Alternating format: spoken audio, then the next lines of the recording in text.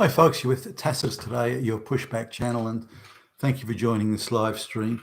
In this essay, I'd like to talk about the Virginia state in the United States, the Virginia state gubernatorial or governor's election for governor. And there are some other elections going, lieutenant governor, attorney general, and I think some of the House of Representatives in Virginia as well. But focusing on the governor's the election of the governor for a moment.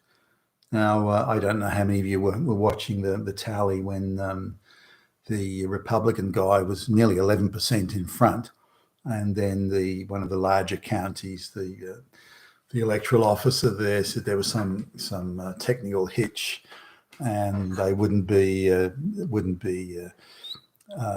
tabulating the votes until later in the day or later in the counting day. So now, even though the Republican guy was 10.7% in front, he won by 1%. He had 51% of the vote when that other county was put into the mix. So very, very 2020 that was, but he still hung on. The Republican guy won, and it was hailed as a huge turnaround. But let's just look at some of the numbers going back to say the year 2000 with presidential elections as well as gubernatorial elections in the state of Virginia. Now. If we look at 2021 for the governor's election, there were about 3.25, I've rounded off the numbers here, but 3.25 million voters and 51% for the Republican candidate.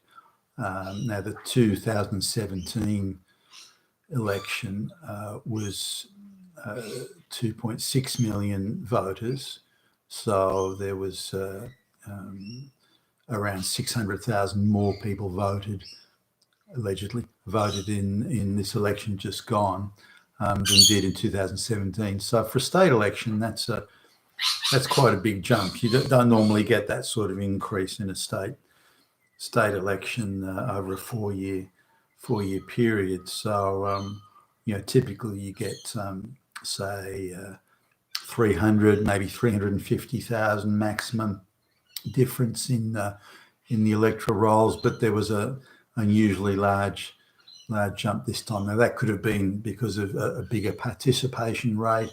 Maybe more people are moving into the area and registering to vote. There could be a number of reasons, but it was an unusual increase. So in the number of voters, I mean. So that's something to look, and I'll come back to that in a minute. Now, if we go to the 2013, again, the gubernatorial election, there are about 2.2 million voters. So more than a million fewer voters than there was in the election just from yesterday. Now, the Republican candidate probably would have got up in the 2013 gubernatorial election. There was a Libertarian candidate that split, from what I could see, split the Republican vote, and took 150,000 odd votes away or thereabouts from the Republican candidate. And so without that third candidate running, I think the Republican candidate for the gubernatorial there would have got up and won, but by a small margin, but nonetheless, 50.5 to 49.5% there.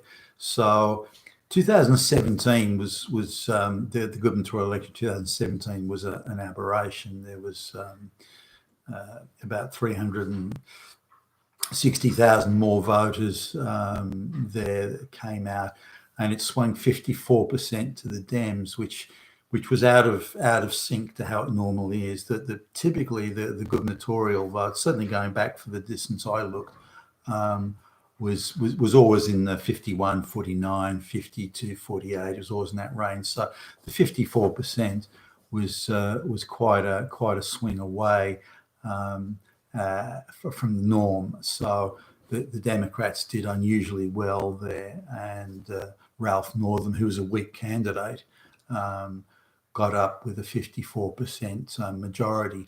I would question the validity of that election outcome, but because it breaks the mean and the average too far without there being any issues. Now, it could be that the media were hysterically going after Trump at this time, 2017. So perhaps that had an influence. But if it did have an influence, then Trump would not have increased his vote in the 2020 election, which he did.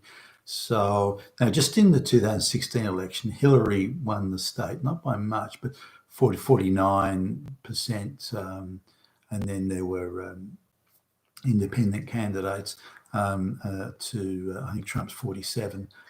So there wasn't a whole lot in it. 3.65 million people cast a ballot in that state of Virginia. So now, Hillary, I thought, was a weak candidate, but at least she went around those sort of northeastern seaboard areas where her popularity would be the greatest, and but really didn't win by much. It wasn't for the independent candidates. I think that one would have come down to the wire, and Trump could have possibly got up. So the reality there was it was about 50-50 in the 2016 presidential election. Now we come to the 2020 presidential election. Now there's an unusual increase. There's an increase of voters in Virginia who allegedly cast a vote. There's an increase of just on 700,000. There's never been an increase like that, either in percentage or net terms, certainly that I can find.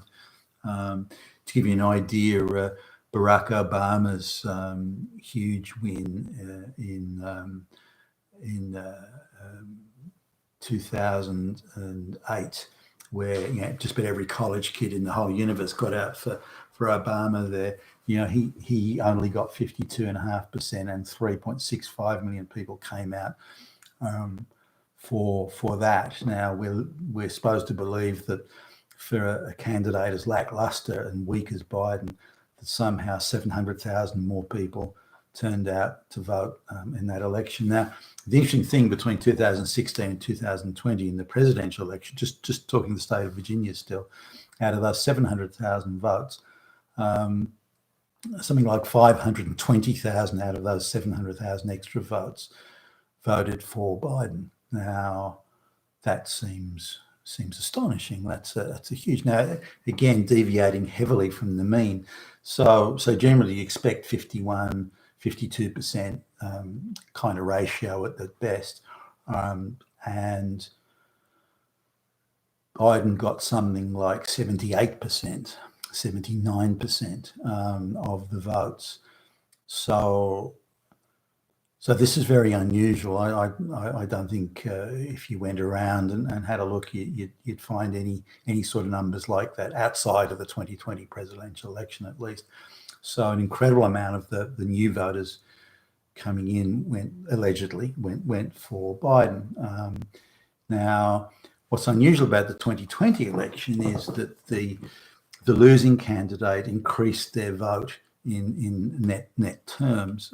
So Trump ended up getting something like 210,000 or on or about that more votes than he did in 2016. So even though this is in Virginia again, even though he increased his vote quite handsomely, really, in the overall scheme of things, something like 10%, that there was this very unusual surge in voting. And again, a very unusual proportion of those votes going for Biden.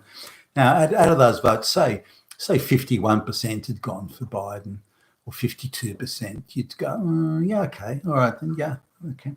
But we're somehow led to believe that Biden got nearly 12 million more votes than Barack Obama did in his peak.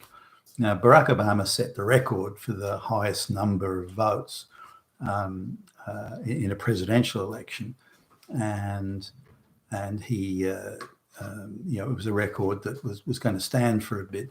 In 2012, for example, in a presidential election, he got fewer votes than he did in the 2008. So And to give you an idea, in 2008 presidential election and the 2012 presidential election, the number of voters in the state of Virginia, for example, is close to the same. I think overall there was maybe 100,000 more voters turned out for the 2012 than they did for the 2008. And Obama's share in proportion percentage declined, didn't increase. So we have a situation here in the presidential election where Joe Biden allegedly beat Barack Obama's total of votes in the entire nation presidential election, 69 million for Obama, and then that was the record. And somehow Biden ended up getting 81 million votes, and then therefore is the most popular, so we're led to believe, allegedly the most popular president in history. And the same sort of went in Virginia, that somehow 700,000, just over 700,000 more voters turned out, and again, close to 80% of them we're led to believe voted for Biden, which is astonishing. That's a huge deviation from the mean. So there's cause to look at that and question it, obviously. Now, typically, the gubernatorial elections, the amount of votes around, give or take, between 900,000 and 1.2 million fewer than presidential elections. That seems to be how it goes. But this was a hotly contested election, or so you'd think. So in this gubernatorial election, there is, from 2017, there's about 600,000, give or take, more voters supposedly turned out. Now, and with 51% going to the Republicans, I would, as soon as Mr. Youngkin officially takes office, my suggestion would be to do a forensic audit of the voting, of the voter rolls, and just make sure that this not I don't doubt he won, but to use his office and the Attorney General's office to really make sure that the framework for absolutely crystal clear and clean elections going forward enshrined and set in place, so that there can't be any more funny business. Now, if I look at the amount of voters that were around, say, in the gubernatorial elections, just going through, or even the presidential elections for that matter. So the 2000 presidential election, there was 2.65 million voters. 2004, 3.15. 2008, 3.65. 2012, just under 3.75. And then 2016, 3.65. So we see there's a very, the presidential elections are producing about the same numbers, give or take. There's about the same number of voters turning out, with the sole exception of the presidential election in 2020. Now, the governor's election, the gubernatorial election just gone, that is tracking consistent with all the previous elections in terms of the additional number of voters in relative percentage terms. So this leaves the 2020 presidential election as a complete aberration. Now, if we accept the premise that Biden won the presidential election by 54% in Virginia, then it swings around to 51% for the Democrat this time, the Republican rather. So, but 51% still within the average mean of 51 to 52% for the winner. So the 54% is the aberration of the 2017 Virginia gubernatorial election. I have reason to believe that it was suspect in its accuracy, and I think that needs to be gone over if it's possible now at this late stage. And the presidential election also, both of those are aberrations from the mean and need to be looked at far more closely. And I hope that the Governor Youngkin comes in and puts this house in order, because it needs to be. You've been with Tastus today, your Pushback channel, and thank you for listening.